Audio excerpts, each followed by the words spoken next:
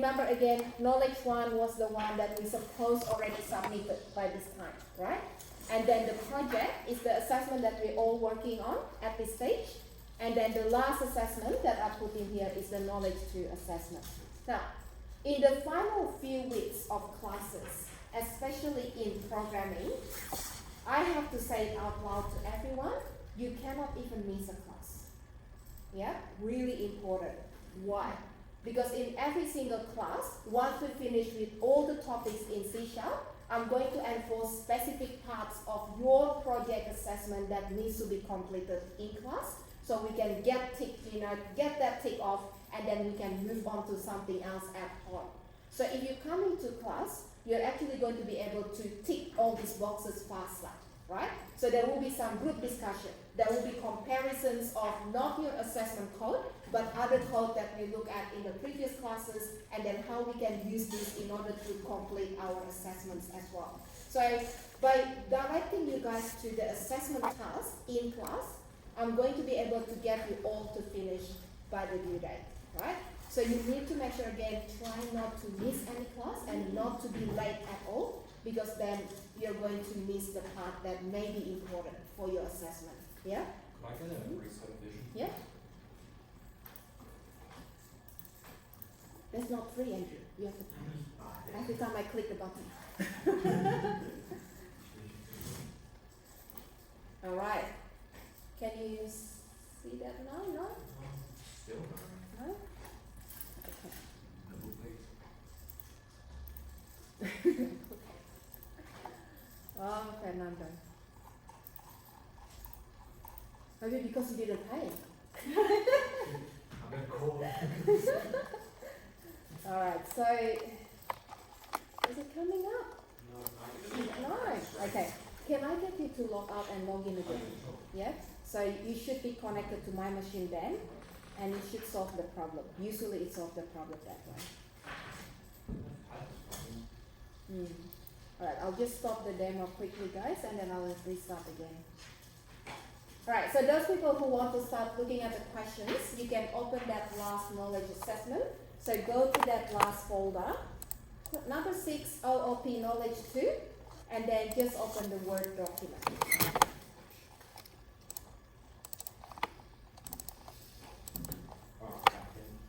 Yeah, okay. So let me start demo, and hopefully you can see my screen soon.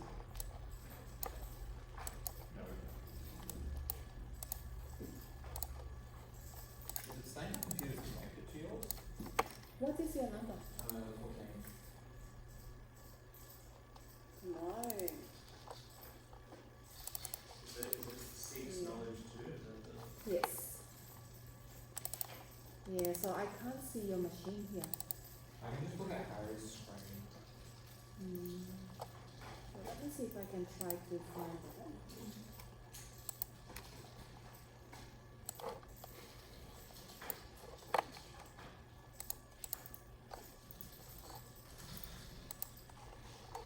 Okay, Andrew, can we move to another machine for today?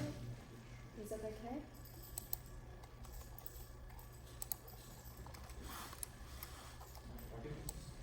I'll just watch for now. And Yeah? Okay.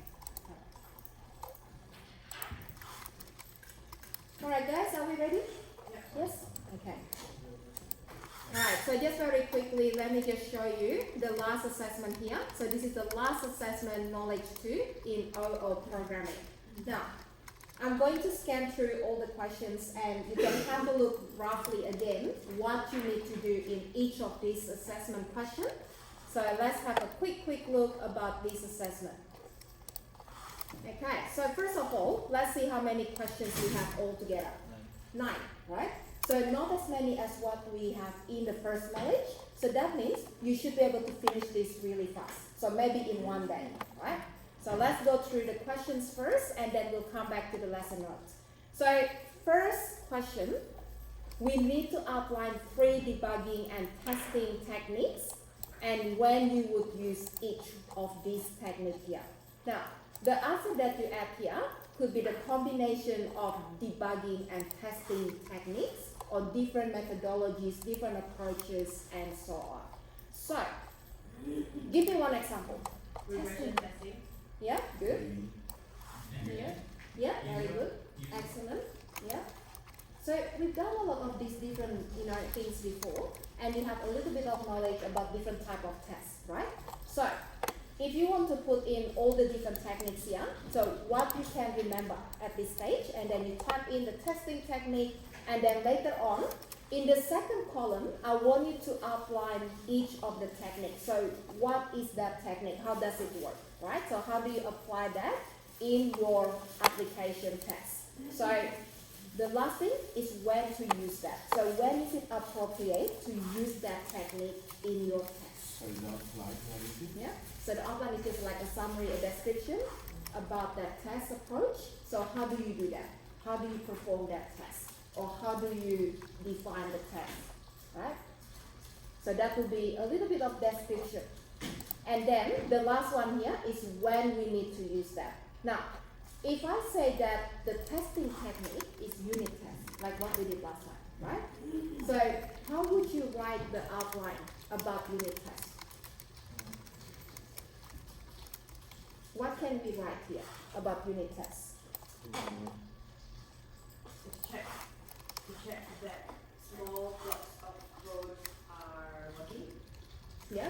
So what is a small block of code? You take like a Very good. Individual. And instead of operation, what would you call that? Not operations, but not objects. Methods. Very good. Yeah? So if you're doing the unit test is to test the smallest unit in your application. So the smallest unit in object-oriented application is a method, right? So you're testing the method, basically. Now, you can mention something about testing the methods in your own work. And remember again, this is just a brief description in the outline column.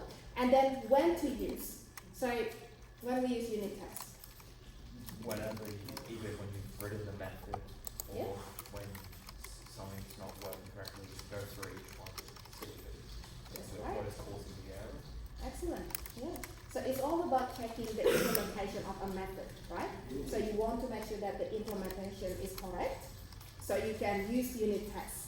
Alright, so that is just an example of the testing technique that you could include in your answer. Alright, now, so there are other things that we have in this question that related to not just about testing, but also pre-existing components. So have a look at the second question here. So remember again, we are not answering all of them now, but we're just going to put some draft answer, right? So we know roughly what we need to do. Right, so second one, identify 2 testing approaches or techniques that are relevant to testing the functionality of pre-existing components. Now, if you find it really difficult to think about this, maybe ask yourself, how would I know that CSV helper is the reusable component that's suitable for my project? So how do you test CSV helper? You create a new, not object, you create a new class or something to test the CSV helper within your code. Very good. Explain that. Very good. So that is actually part of your project requirement, isn't it? You need to create the test project, which is your console app in your project assessment, and it says use that in order to check the functionality of your CSV helper package. Yeah. Any other way?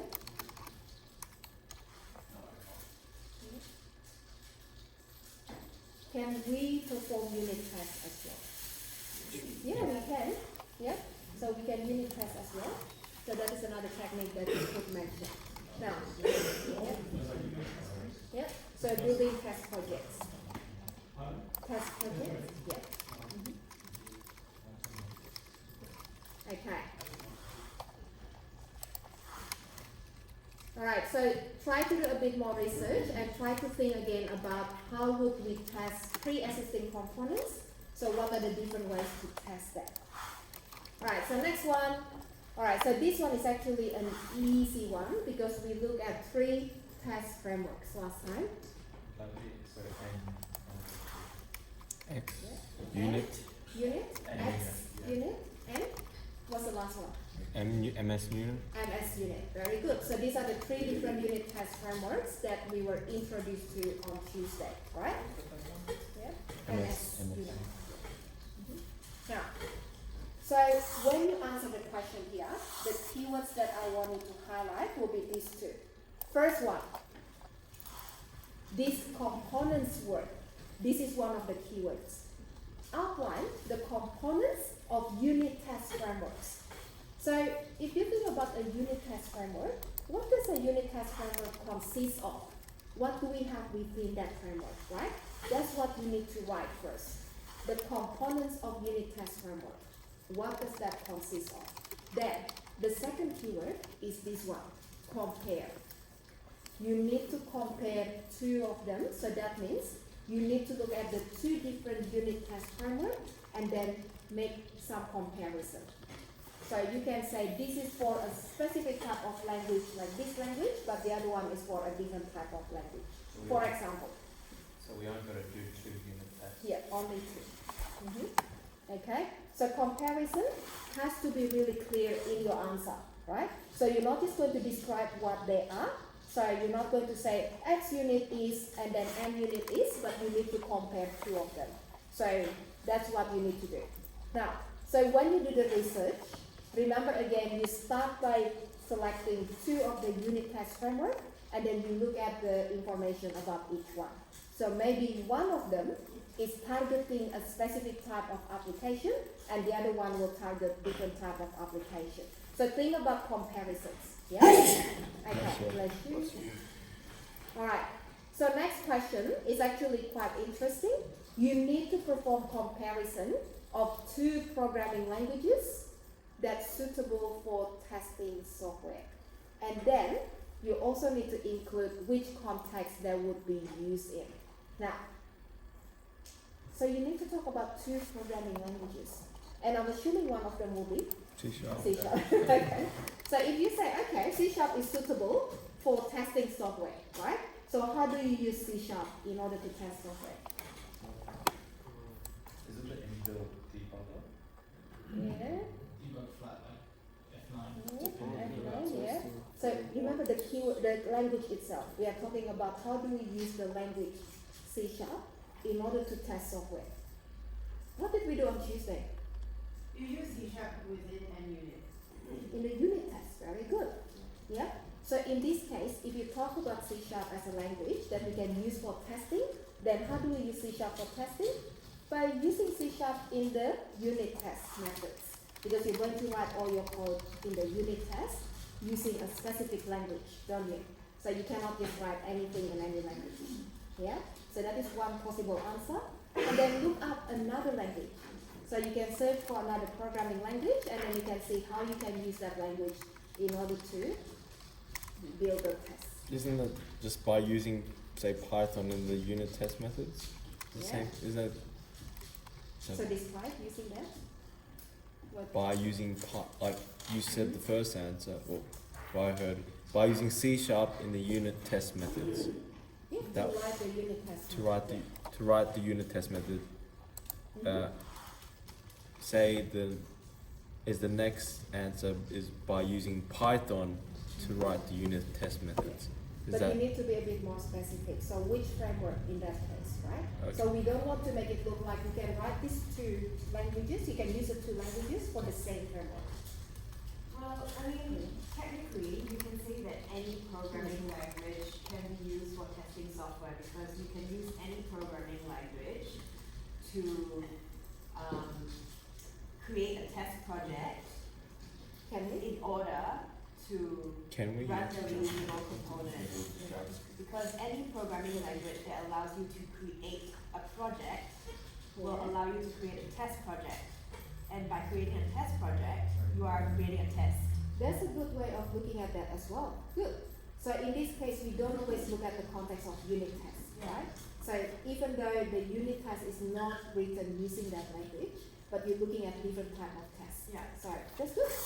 You can talk about that here. Yeah. Okay. All right. So just remember again, two programming languages and the context. So do you want specific frameworks in question 4? Yeah. So if your answer is about unit tests for both languages, then you have to be specific. But if it's not, so If we not, can- then you don't have to be that specific. But yeah, any language, but what if I use like the like an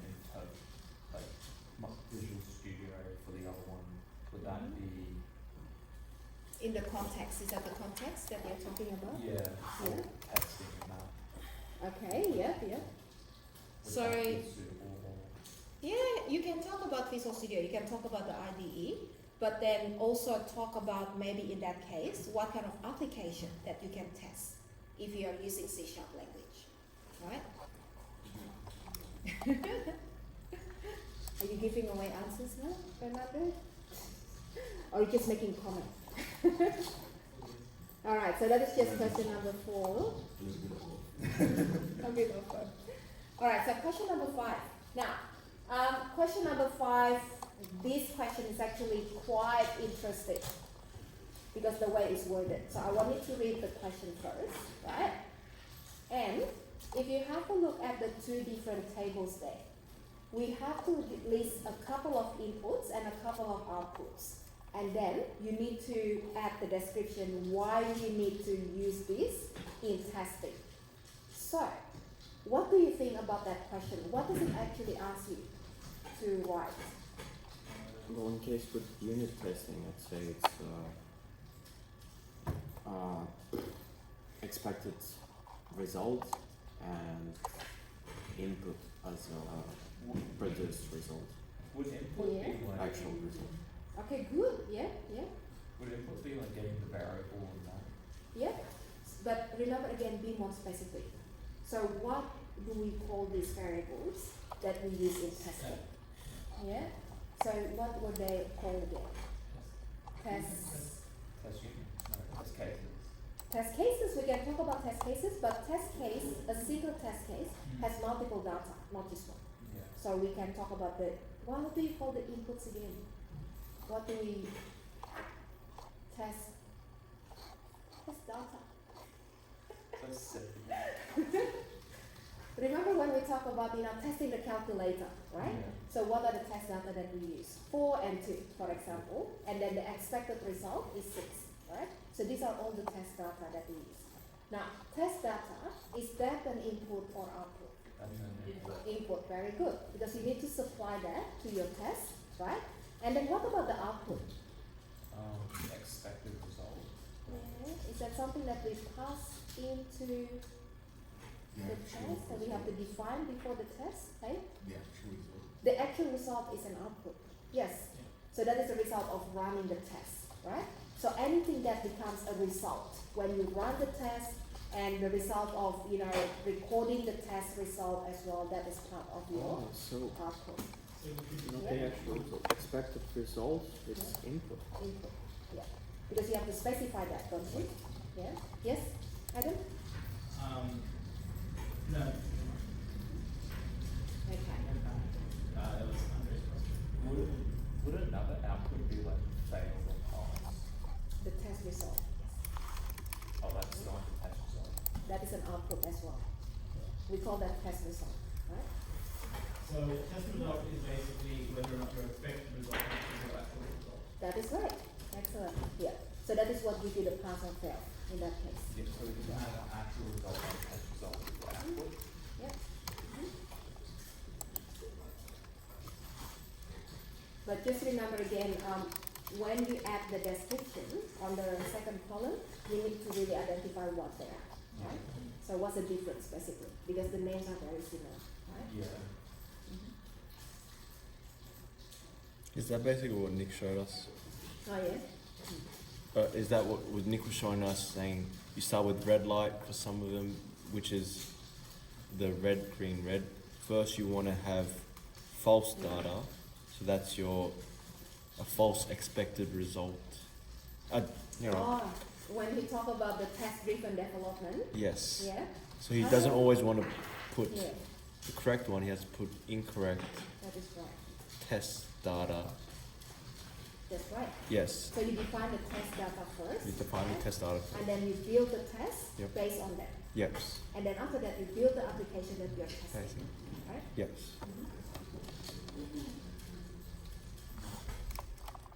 When you mention his name, it feels like he's going to come in anytime. That's why you were like, Like, where? is he here? When he walk in without knocking this time, I'm going to say distraction. Stop distracting the class. Is he here today? Ah, yeah, every day. Every day. Let's say the free test. No, we love Nick. Yeah, he's good, he's good. He has passion for teaching, he's very good. Which one? Alright guys, are we okay with the question 5? Yes. Yeah, okay, good. So number 6, data structures. You need to list 2 data structures that we can use in order to test software developments. And we need to explain how they are used. Oh, depends. Let's dictionary. Yeah, so these are all data structures. It depends what Objects? oh, Object, if an object, that's right. Sure. Object is a data structure. Oh. What is data structure? Well, it's a map How do you define a data structure? or it's a form of which data can be held. Yeah, good, yeah. So an object is basically that, isn't it? It says to list 2, but why is there 3 boxes? I know, you don't need to feel 3 of them. Delete one row. They're trying to trick you into giving Stack, yeah, it could be stack as well. Yeah, but you need to remember how to use them in order to perform the test or to do the test. Yeah. Oh. So that is the next question, isn't it? All right. So we might come back to some of these again. So once we go through the topics today, and then we look at other examples, right? And then we might have a better understanding about some of this. All right. So number 7. Okay. So 7, it might be something that you might want to wait for a bit, but let's see if we can come up with a few things here. So we need to talk about, the development and conduct of tests for small size applications, and then we need to answer these questions here. So for the type of tests, so what type of tests suitable for small size application? Yeah, using unit tests. That's suitable. That's right. Is there anything else that's suitable for small size application? User test. Which one? User testing. User test, yeah. So end user test, so Yeah. that is, yeah, okay, yeah. Yeah. So the answer could be many different type of tests, yeah. Can you put that? Many different types. How many do you have to put in? If you look at the wording, it says type of test, right? Does it say it has to be multiple types or just one? Just one. It doesn't really say types, right? Yeah. I'm being pedantic now. It just said type. So just one is good enough. Okay, testing tools. How many tools do we need to supply now? Multiple, right? Because it says tools. Okay. Alright, so what kind of testing tools we can use? For user testing, we can use a user. We can use a user. User is a tool. Debugging tool is it? Yeah. Like, no, not really. Testing framework. We're using self-test software, Up there somewhere, so yeah. we're using so that you know what's going wrong. Okay. So you're talking about like an external software that can be used. Yeah. So, Okay. Yeah. I want to back that up with some research. Let's say in C#, right? So what kind of external software that we can use in order to do that kind of test? Yeah? Andrew, you mentioned something? The testing tools? Would like feeding data for unit testing be a tool or Unit test like framework could be a tool. Yeah. So the framework itself is a tool in order to build the test and to run the test. So lost. Yeah. So what helped you to, to create the test and to run it? Create a test and run it. Yeah. Visual Studio Code. Very good. An The IDE, Studio. right? So the code IDE that can help you to build a test. Yeah. It's testing tool. That's right. Anything else? Scripts they use for testing. The script that we use for testing. Scripts, Yeah. online scripts, Mhm. finding scripts that you Yeah. testing scripts. Yeah, it's not really a tool, I would say, if it's a script, because that's what you need to build. You, Yeah. so then, what he said. Which one? the library. Libraries, yeah, they can be testing tool as well. Yeah. So basically, if you're talking about unit test framework contains libraries. Then that, yeah, reusable components that can be used for testing, right? The dependencies would not be Which one? the dependencies, the you have to install some, You need to style. yeah, like we did, right?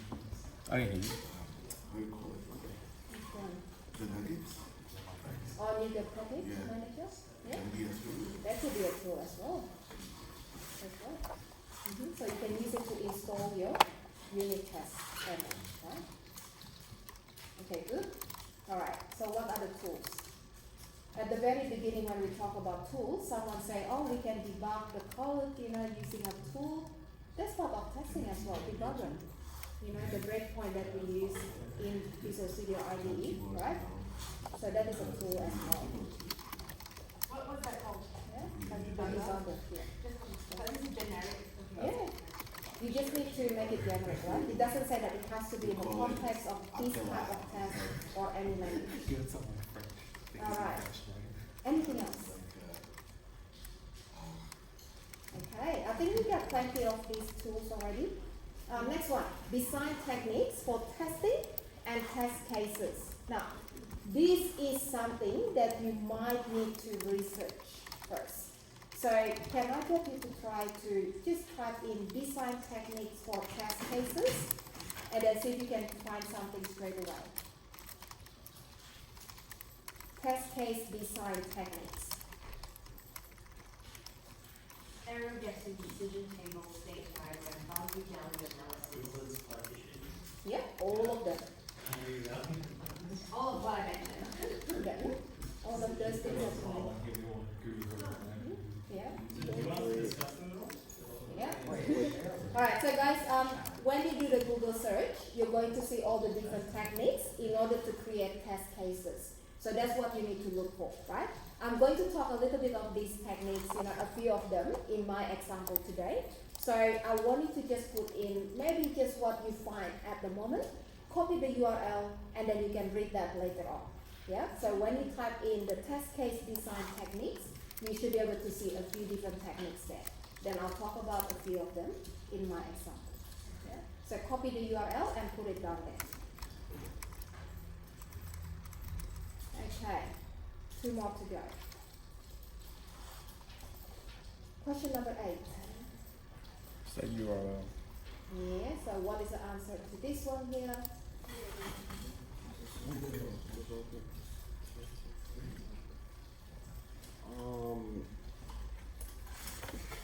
Let's say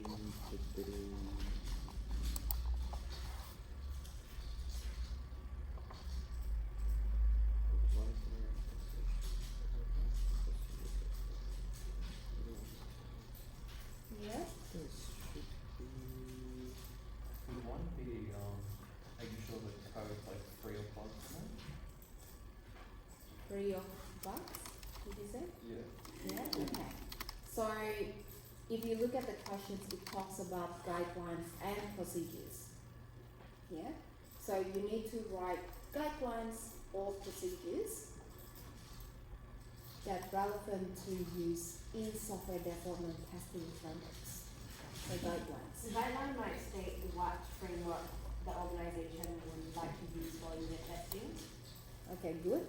So how do we call that guideline? What is the name of that guideline? company intro testing. Testing guideline. Testing guideline. Very good. Really? Is there such thing? That's what you need to do next, right? Research. Do we have something called as testing guideline? And what does that consist of? What does it define in the testing guideline? Yeah. Okay. Right. So what kind of guidelines, procedures that we can use in testing? So that is basically what it asks you to write. Now, we might have to come back to this one after we talk about testing again today. So you can leave it there for now, and then we'll come back to the guidelines and the procedures. Would be like documentation. Could be recommendations, yeah? Mm-hmm. It's So a that's what documentation. guidelines. But what? How do you put that down? Documentation, he said. Documentations, yeah. What type of documentations? I'm just translating. Concise and relevant. Concise and relevant documentations, yeah, okay. So I wanted to see if you can find specific type of guideline or specific, procedures that you have to follow, right, in testing. Oh. Okay, so maybe a bit more research first before you can put a few things there. Would this all be in our workbook, our student workbook? You might be able to find some. Might be. Maybe. Alright, so guys, number 9, which is the last question here. So, typical defect management process and include the documentation techniques that will be used while developing and using the processes. Now, for this question, you basically need to write the process of finding the defect in the code and then fixing it as well. So how do you resolve that? So you need to write the whole process of doing that. And there's one keyword that you need to remember, documentation. So when you describe the whole process of defect management, you also need to write about the documentation that involved. So how do you document the defects that we find? And how do we document the result of fixing the issues and so on, right? So any kind of documentation that we use in the defect management process, that has to be in here. Okay, so for this one, it might be quite simple to find. So if you just type in defect management in software development, stuff like that, there should be, something that you can get straight away. Alright, so just in general, can anyone tell me, the steps, the process for defect management? What do you do? Identify, yeah, how do we identify that? You run the compiler compiler. Yeah, so we can use a compiler in order to identify, and what else? Choose a testing technique. Very good, so we can actually create a test in order to find the defect, right? So there's so many different ways to find the defect. Very good. So once you found that, what do we do? Read the error message. Yeah? So we need to understand the error, the issue. Okay, so we need to analyze that, right? And then after that, what do you do? Document the defect. Document it. Very good. So this is the part when you need to do a bit of research. So how do you document that? Then it's gone again, Andrew. Yeah. No, it should be there. Now we know. Alright, so after we document the defect, what do we do? So we analyzed it and documented. Yeah. I'd say like Yeah. Test stuff. You do testing before you document, right? Because that's a result of testing. You found the defect after you do the Is there documentation what was? document. Yeah.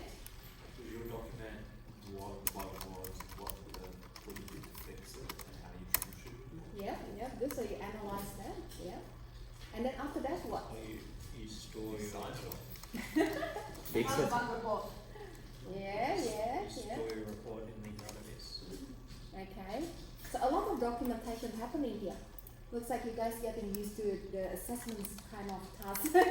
Let's document everything. Alright, so after you document, what is the next step? The next logical step? Fix it. Fix it. Thank you. Don't forget to include that in the process as well. Yeah? I would have put documentation after the fix. Yeah? Then after you fix it, do you have to document that again? Complete I documentation. put all one document. Oh, so the first one is going to be include the problem in the document, Yeah. in documentation, and then fixing and include solution and documentation. Yeah. Okay, good. Sounds Yeah. great. And Elisa mentioned something about reporting that as well, right? So that is really important. So you have to report the result of your fixing issues, Okay, alright, so we roughly talk about the process in defect management. So just make sure again you have all the steps in that process. Now, the other thing that you have to include will be the documentation techniques. So try to see that any specific type of documentation that you can use or specific technique that you can use in this process here. Okay? Alright, so that should be the end of your assessment question, right? And then we roughly have a few words already written for most of these questions, is that correct? Yeah? Okay. Alright. Okay guys, so for your assessments, remember again the last two assessments here, these are the two that we still have to submit. So the project assessment, that is due on the 16th of June. So how long do we have? 2 weeks. 2 weeks, very good. So 2 more weeks to finish the project.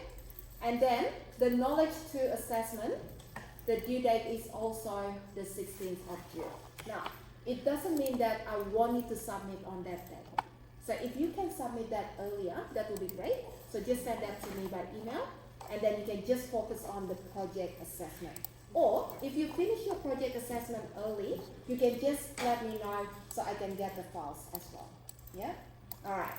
Now, so that is again about the last 2 assessments in programming. I'm able to restart this. Yeah. Sorry. Yeah. So this is the 3rd time I click the button, Andrew. Each time? How much is that? Alright, good. So we can see that now, okay? Alright, so guys, week 15, Friday. So that's what we are looking at today. Now, the documentation, well, actually it's all, mainly things that we already know. So it started with the SDLC, all the stages in software development lifecycle, and then it talks about the different test documentation as well. And then the very important part that I want to focus on today is about integration tests. So we are going to create one practical example that uses integration tests.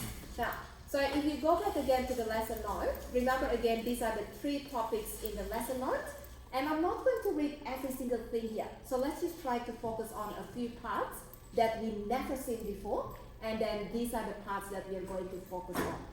Alright, so SDLC, different stages of testing, and then test documentation. So we have test plan, test cases, and test data. Then we have the different test environment that can be used in testing, and then different test types, and the very last one is about one specific type of test, which is integration tests. Alright, so that is what I'm going to show you. I don't think we need to read SDLC again, right? So you can see the 2 different methodologies in developing software applications. So that is again 2 very popular methodologies. We have waterfall and agile. So how many times you heard waterfall and agile already by this time? Yeah. Alright, so testing. Now, so when we talk about testing, testing has a very important purpose. Is that right? Yeah. Yes.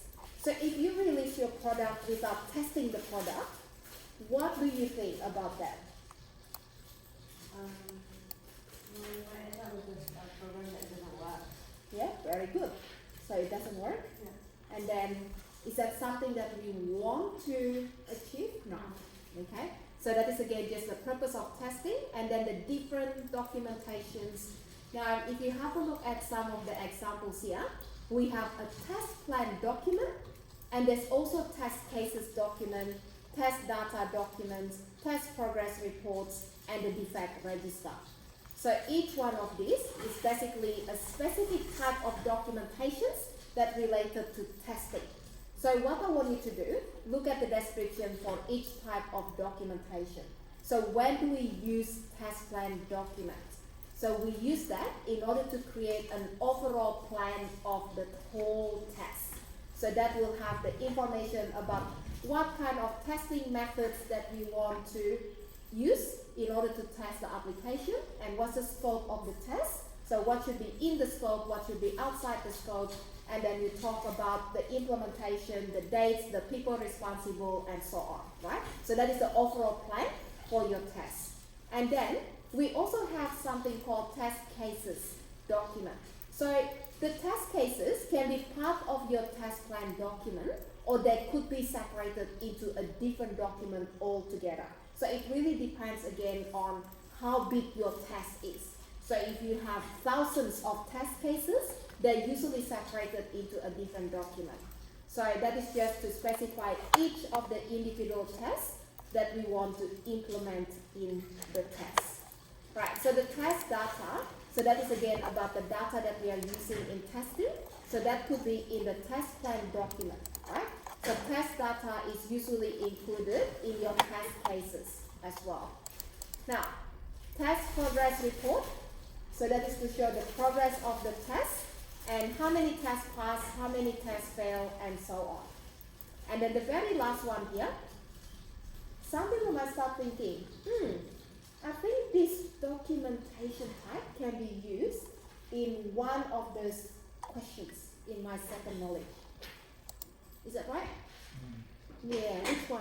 Which question? 9? Yeah, so we talk about the defect management, right? And then the documentation technique. So you can include the defect register as well. So the defect register is basically all of the defects that we found, and we document that inside that document, right? Okay. So these are all the different type of documentations that usually we can see with testing. Now, so if we talk about the content of test plan document, you can usually find different sections in the test plan document that includes all of these things here. Yeah?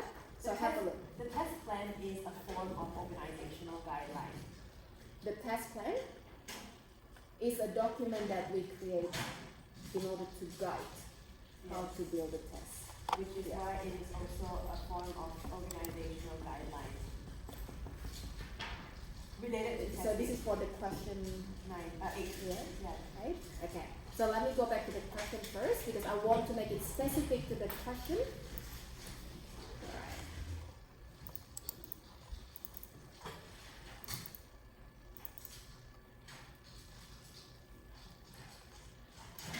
Okay, so 8. Right, so the guidelines that are relevant in software testing frameworks, yeah, you can include that in that case. Yeah. Mm-hmm. Could you repeat that? Right. So Alisa asked if this could be one of the guidelines in order to perform and to implement tests. So having a test plan. Yeah. Because that guides you with, all the steps and then what should be within the test, what should be not within the test, and so on, right? So that can be used as a guideline.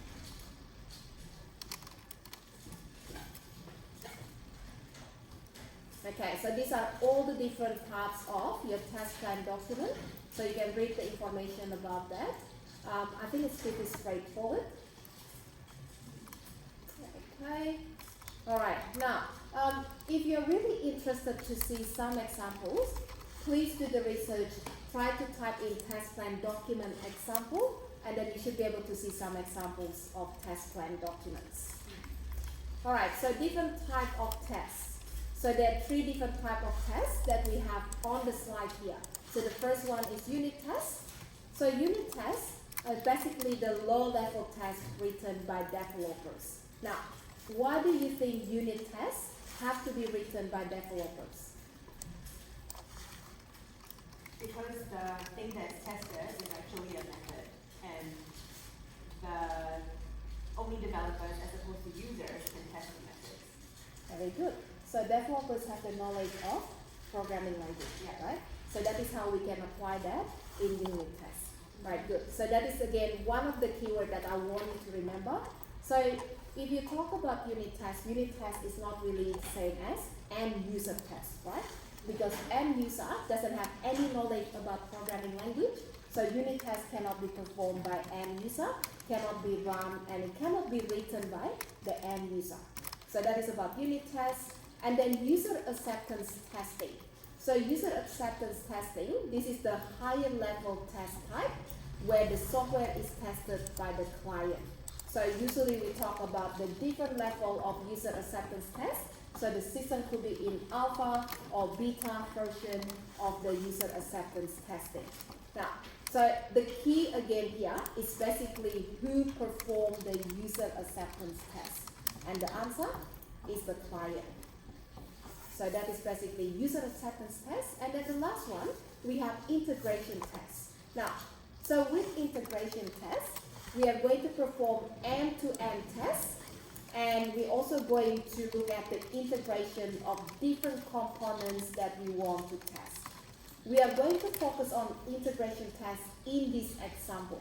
So I'm going to show you how to create integration tests that uses a data source, and then we are going to look at some recommendations about integration as well. Did you just say that integration test includes end-to-end tests? Yep. Mm-hmm. So it is part, so end-to-end tests are one type of integration test. You can say. Okay, they look like they separated it out. But okay. Oh, sorry. You're looking at this one, is it? Yeah, Yeah. Okay. Now this is just a list of all the different type of tests. yeah. So there's integration tests. Now the way that we look at end-to-end is like when you have one full functionality that you want to test, Yeah. right? Yeah. So you can say integration tests can be used for end-to-end tests Okay. as well. But if you talk about the different type of tests, you can say a list of different types include these tests. So integration tests and end-to-end, they're not always the same thing. Okay. Yeah. So you can do end-to-end without integration tests. Yeah. Yeah. Okay. All right. So that is again about all the different type of tests. So we have integration tests, end-to-end, performance tests, and so on. And that will be on the top of the other tests that we have here. So unit test, that is another type of test, and user acceptance testing, that is another test as well. All right. Now, has anyone heard of this free model here? You mentioned it before, Here. where every stage of development corresponds to one type of testing. Yep, that's right. So if you build your application using free model methodology, you're focusing on the testing part of the application, right? So every single stage must be tested. So how do we test the user requirement? We test that by creating acceptance tests. And then how do we test the system requirement? By creating system tests and so on. So how do we test the code at the very bottom here? By creating unit tests. So the focus again is basically about testing. Now, so what I'm going to get you to look at, I'm pretty sure that you heard about all the different type of tests such as white box and black box before. Is that right? Yeah? Mm-hmm. So what is the difference between white box and black box? White box, you can look inside the source code on the pre-existing environment. Black box, you don't. Very good. Yeah. All right. So imagine if you are someone to test an application, right? So let's say I tell you, Elisa, can you test Microsoft Word application? And then you're going to open the software, and then you're going to enter some text, and then you save it, and so on. So is that black box or white box? Black box. Black box, because you don't know the internal working of that application. You don't know the source code, right? So that is black box. Now, unit test, is that black box or white box? It's right. White box. It's white box because you have the source code and you need to access that in order to write your test, right? So we can divide the test into two different categories.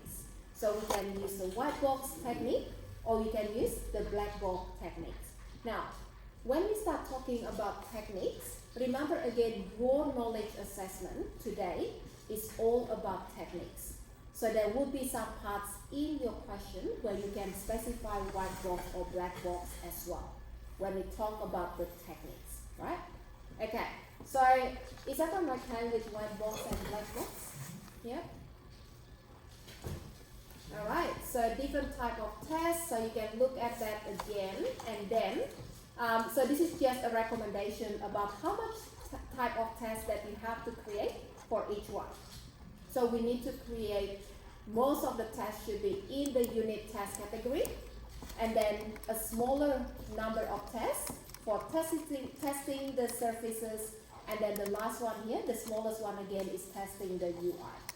So again, that is just recommendations about how much or how many different type of tests that you have to build. Is this relevant to question 7? Question 7, very good. So what is in question 7? Yeah, so, okay, so question 7, we are talking about this one, Mm-hmm. the type of test, yeah? So you can look at the 3 different type of tests here. So which one is applicable, or maybe all of them will be applicable to small size application. Yeah, good. Okay, so this is our focus today, guys, about integration tests.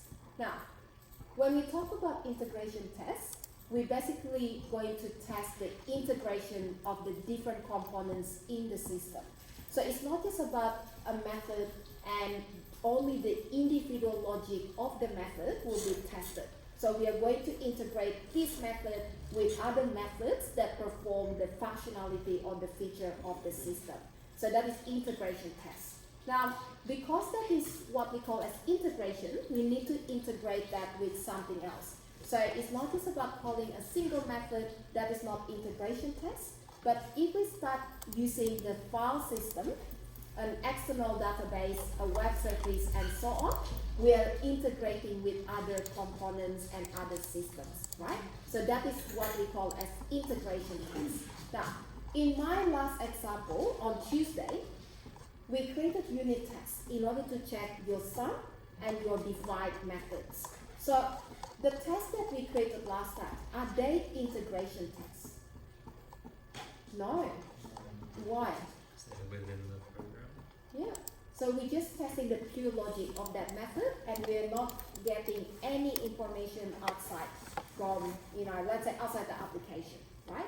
But then, if you start working with an external system or an external file, that is when you do the integration test. Would that be CVS?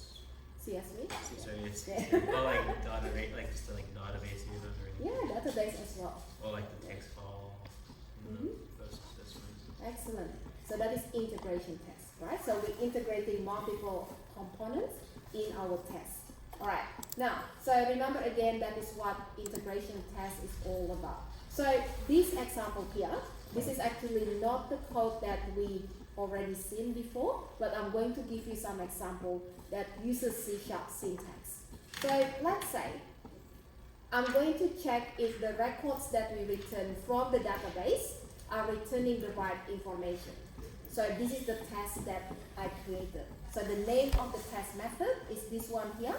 And then, in order to get the data from the database, I'm going to use the instance of the task repository class.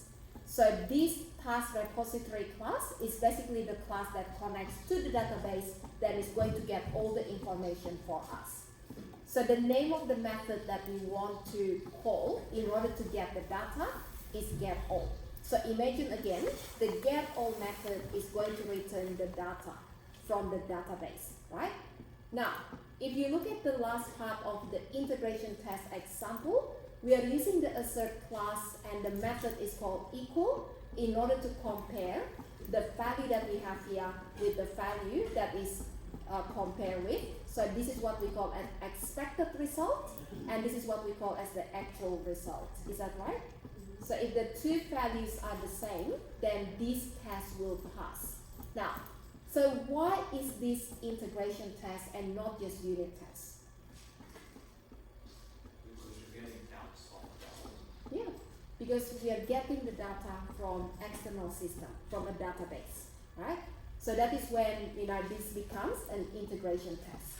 Now, so that is just an example of integration test. So when you look at the syntax again, the code that you're looking at here is actually just like unit test syntax. Is that right?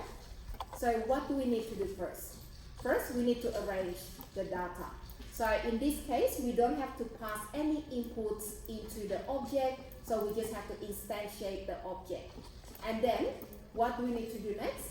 We are going to call the method, right? And then after that, we are going to assert. So we compare the values together. So the steps that you need to do in integration tests are basically the same as in unit tests, but they could be a little bit more complex. So in our case, we need to create the instance of another class and then connect to the database and then get the data, return that back to your integration test so we can compare the results. So that is the integration test example. Now, does that make sense with the logic? Yeah? Okay, good. All right, so I'm going to show you other examples here as well. Now, one of the things that makes integration tests to be a little bit tricky is when we have a shared feature. So the concept that we are talking about here is when we are using the same kind of information in multiple tests. So for example, that I'm going to show you in the next few slides, basically this example here. Let's say I have another test. So this test here is to create a new task. So inside the test method, I create the object of the task repository, and then I create a new task. So that is an object. And then I call the method create in order to create the new task object. So remember again, in this example, the repository is going to always connect to the database, right? So then when you add that into the repository, it's going to store the new task into the database. Now, if this is a follow-up from the previous example, so in the previous example, we have an integration test in order to check how many records that we have in that repository. So in this case, we are saying it has to be 2 in order to pass the test. But imagine when you have another test that actually modified your repository, like this one here. So what happened when you run the first test again? Is that going to pass this time, or is going to fail? Sorry, I don't understand. Where is when you run the first test? Yeah, so we have the first test here, and then this first test is going to get all the records from the repository, right? So the repository is connected to the database and then get all the tasks and return them. So in order to pass the test, we are going to compare the number of records that we expected and then with the value returned from the repository. If you run the frame and you will fail the test because it might be issues. Very good, excellent. So if you look at the integration test could have its own challenges like this one here, because we are sharing the information. Yes. You know. You I know, want to report you're going to report a thief. me? Someone stole a mouse from the teacher's room. Maybe the mouse went away. It was Yeah. Peter Homer. Yeah. Yeah, Peter's home. it was definitely Peter. I told the students when you walk in, I'm going to say distraction. Distraction. Go away. Oh, you walk away. All right. I feel sorry for Hannah. All right, so guys. Don't feel. So we have 2 methods here in the integration test. So in some cases when we start building integration tests and you have multiple methods, they might be sharing the same picture. So what could happen now, if you run the test, the second time you run the test is going to make one of the tests fail, even though it passed earlier, right? So these kind of issues, this is what we actually talk about on the slide here. So what do we have to do in order to avoid this kind of problem? So if you have something that is shared by all your tests in integration tests, there must be a way that we can reset your data back into the original state. Because remember again, the first test is going to get the data from the database, right? So the data from the database should always be 2 records only. Otherwise, it's going to fail the test the next time you run another test. So are you saying? Was that when you close it, that's the right term, you close Yeah. it, and then you edit it, what's that instantiate? Instantiate when you create the object of the class. So Okay, you create so a you're new creating object. a clone of with data and then Yeah. you work with that data. What's that called again? I can't. Create a clone of the data. That's a spreader. No, that's in It's how we use. in enumerate. Pass. Enumerate. You know how like we native photos, we make a clone and then Pass, alright. immutability. No, no. So you make a clone and then just pass that, you use that data, right? Okay, good. So that is one way of doing that. But how many times you have to clone in that case? Every time you do it. Every time? Yeah. So is that a good practice? I guess. Yeah. Yeah, I'm just going. Because it would delete it, wouldn't it, after you Yeah, it could be deleted. Very good. Yeah.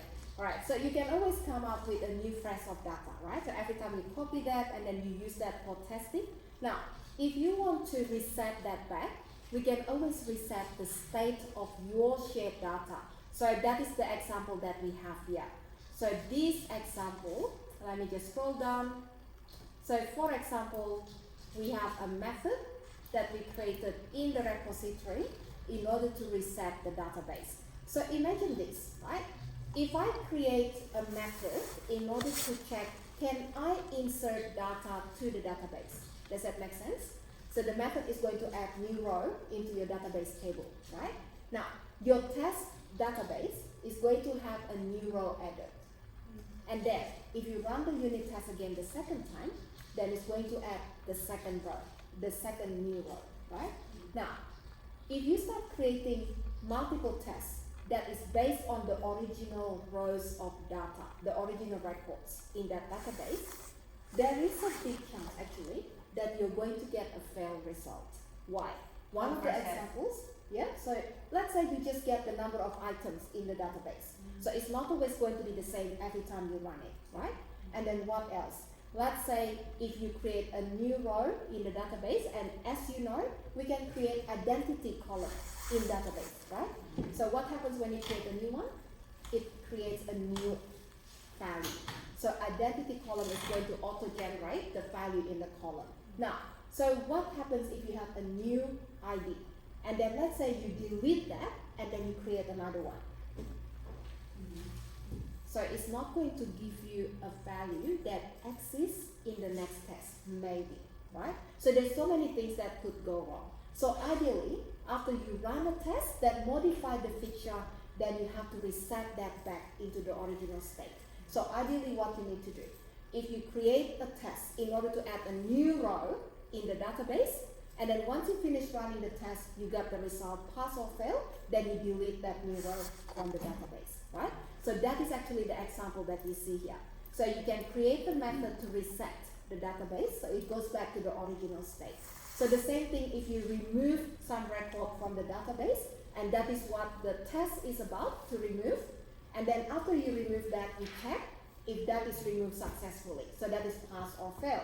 Then after you finish testing that remove functionality, you need to change that back into the original state. So put the data back again, right? So that is the idea.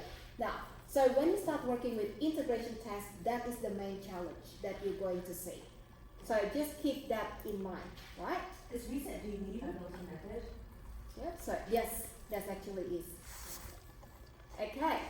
Alright, so guys, this is just a few more things about terminologies that we have in testing as well. So test cases, and then we are going to look at other things at the bottom here. So what is a test case? Story. A test case is Scenario? a scenario. You want to pass through.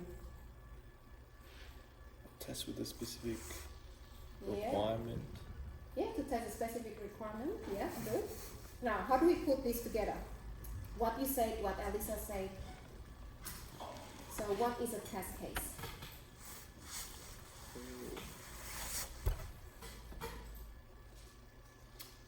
Is a piece of documentation that a team will produce in a suite of test cases. Were you reading that wrong? Is it? Did you even read that correctly, Barry?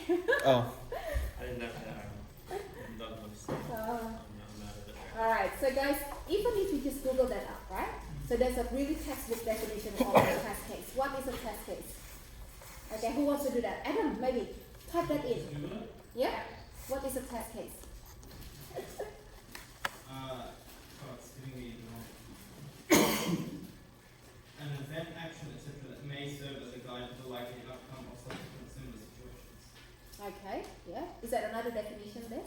So try to see there's another definition. It's just giving me the definition legal. So what is? When I Google it, it just gives me the legal definition. Okay, right. A set of actions performed on a system to determine if it satisfies software requirements and functions.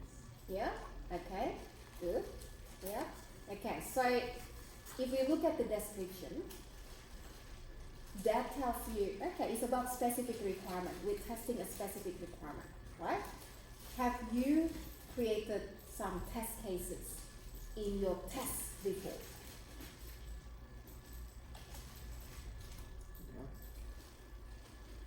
PRG 302 project.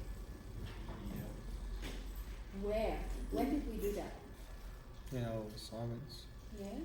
So which part in that project? There's one more We're testing. putting different inputs. Yeah. Test variables. Different modules we had or methods. Yeah.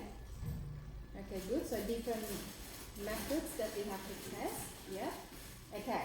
So you mentioned about the test data before. There's a table. Yeah. Remember when we have the Screenshot. table? Very good. So the test case table, and each row is actually a test case. What is in each table back then? Username and password. So we have the test data, and what else? Anything And the else? expected result. The expected result, Actual result. the actual result. Pass or fail. Yeah, so that is a result of running the test. Very good. And then what else? The description of what the test is. Description of the test, and maybe the steps to perform the test as well, right? So that is a test I'll get case. this one. Yeah? Alright. So when you talk about test cases, so each of the test cases will have their own set of test data. It has their own instruction how to perform the test. It has the result that we're expecting, and then we also have the result that is actually returned from running the test, right? So that is a test case. Now, so you can imagine that that is a single row in your test case table in your project assessment, right? Okay, so this is just an example again about test cases. So usually you have all those things that I mentioned earlier, and sometimes you also have some additional information specified in the test case. So you could have an ID, an identifier for the test case, and then you also have a precondition sometimes. So if you're testing, let's say, a feature to cancel the booking, right? So in order to cancel a booking, you need to have an existing booking beforehand. So that is what we call as precondition for the test. So sometimes the test has a precondition, and that has to be specified in the test case. Now, there could be some other things like comments that can be added from the tester, right? Now, that's basically just to talk about test cases. Now, do we have to write test cases in your project assessment? In your current project assessment? Yes. Yes. Have we started doing that? No. No. That's okay. That's easy to do, isn't it? Alright, so that is just again talking about test case, test data, and that is the end of that. Yeah, cool, isn't it? So, after the break, we are going to look at an example of integration tests. So, I'm going to take you back again to one of the examples when we do the student grade calculation. Remember when we have, students who could get two different types of grades, whether graded or ungraded, right?